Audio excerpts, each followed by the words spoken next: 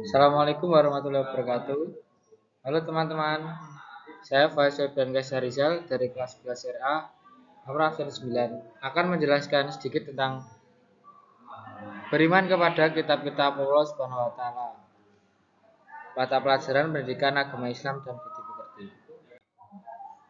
Sebab yang akan saya jelaskan di sini ada Al-Qur'an dan kitab-kitab Allah Subhanahu wa taala lainnya serta intisari Al-Qur'an. Pendahuluan. Al-Quran adalah mukjizat Nabi Muhammad yang terbesar dan abadi di antara mukjizat-mukjizat lainnya. Oleh karena itu, Al-Quran idealnya menjadi pedoman sekaligus menjadi dasar hukum bagi kehidupan seluruh umat manusia dalam mencapai kebahagiaan di dunia dan di akhirat. A. Al-Quran dan kitab-kitab Allah SWT lainnya. Di dalam Al-Quran disebutkan bahwa ada 4 kitab Allah SWT yang diturunkan kepada para nabinya.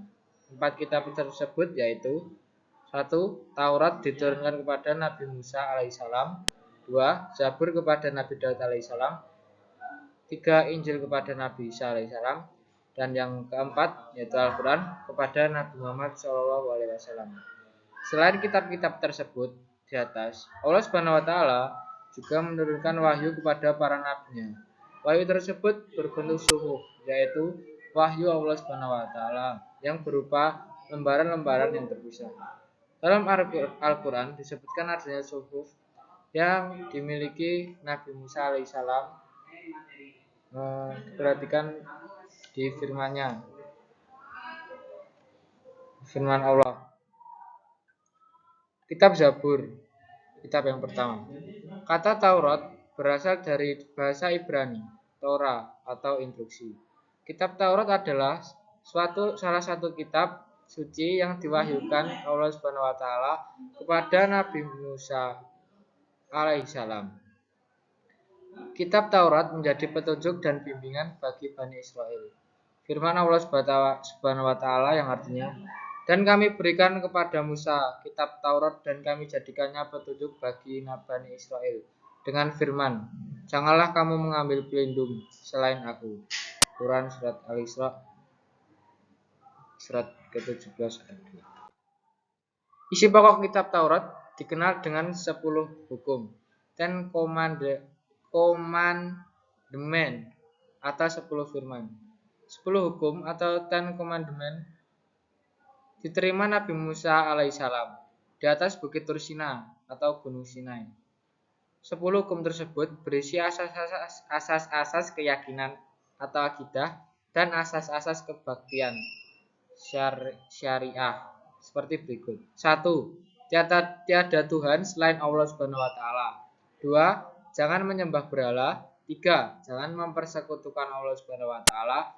4. Sucikan hati Sabat atau hari Sabtu. 5. Menghormati kedua orang tuamu. 6. Jangan membunuh. 7. Jangan berzina. 8. Jangan mencuri. 9. Jangan bersumpah palsu atau bersaksi dusta. 10. Jangan menginginkan milik orang lain, menginginkan atas hak orang lain. Yang kedua, kitab Zabur. Kitab Zabur atau bentuk jamaknya Zubur berasal dari Zabaro Yasburu Zabur yang berarti menulis. Makna aslinya adalah kitab tertulis. Zabur dalam bahasa Arab dikenal dengan sebutan Mazmur atau jamaknya Mazamir. Dalam bahasa Ibrani disebut Mizmar, yaitu nyanyian rohani yang dianggap suci. Sebagian ulama menyebutnya Mazmur, yaitu salah satu kitab suci yang diturunkan sebelum Al-Quran atau selain Taurat dan Injil. Ayat yang menegaskan keberadaan kitab Zabur. Kitab Zabur berisi kumpulan-kumpulan ayat yang dianggap suci. Secara garis besar, nyanyian rohani yang disenandungkan oleh Nabi Daud alaihissalam.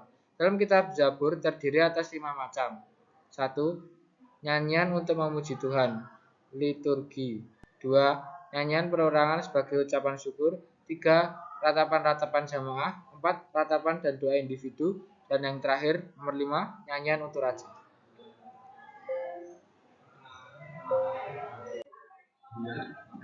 Yang ketiga, kitab Injil. Kitab Injil diturunkan kepada Nabi Isa alaihissalam sebagai petunjuk dan cahaya penerang bagi manusia. Nabi Isa alaihissalam diutus untuk mengajarkan tauhid kepada umat atau pengikutnya. Tauhid di sini artinya mengisahkan Allah dan tidak menyekutukannya.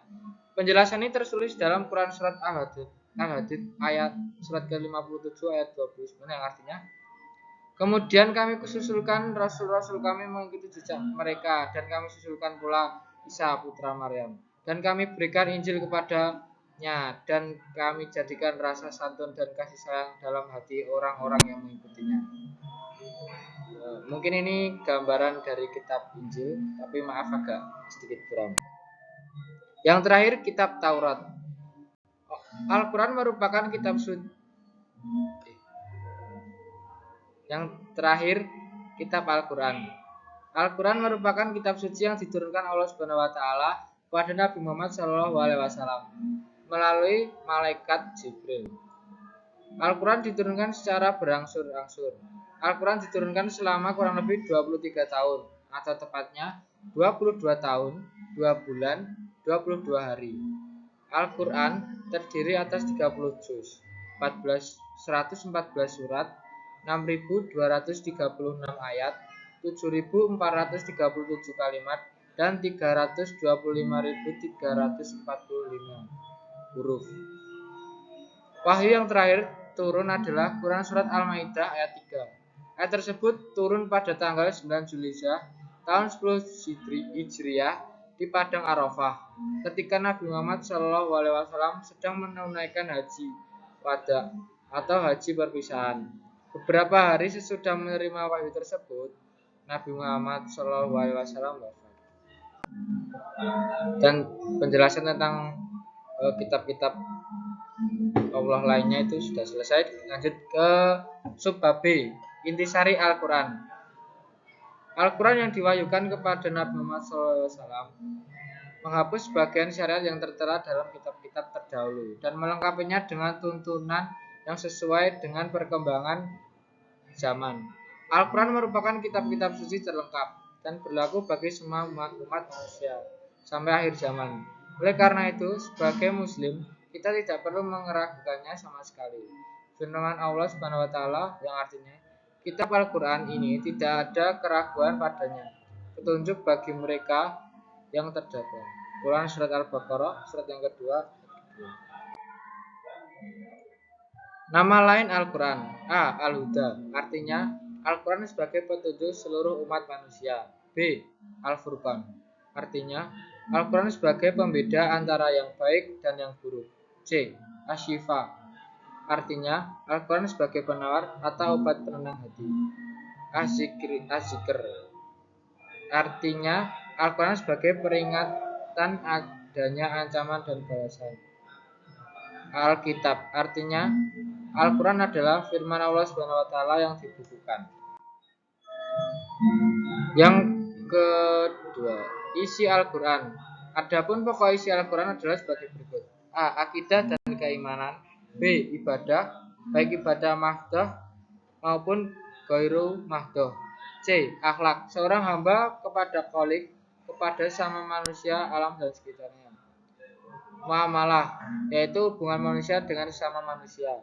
Qisah, yaitu cerita Nabi dan Rasul, orang-orang yang soleh dan orang-orang yang ingkar. F. Semangat mengembangkan ilmu pengetahuan.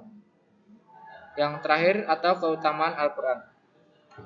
A. Sebagai petunjuk dan rahmat bagi orang-orang yang beriman dan bertakwa. B. Sebagai informasi kepada setiap umat bahwa Nabi dan Rasul terdahulu mempunyai syariat atau aturan dan caranya masing-masing dalam menyembah Allah SWT. C. Al-Quran sebagai kitab suci terakhir dan terjamin keasliannya. D. Al-Quran tidak dapat tertandingi oleh ide-ide manusia yang menyimpangkannya. E. Membaca dan mempelajari isi Al-Quran merupakan ibadah. Mungkin itu dulu yang bisa saya sampaikan untuk video kali ini. Bila ada salah kata mohon dimaafkan. Wassalamualaikum warahmatullahi wabarakatuh.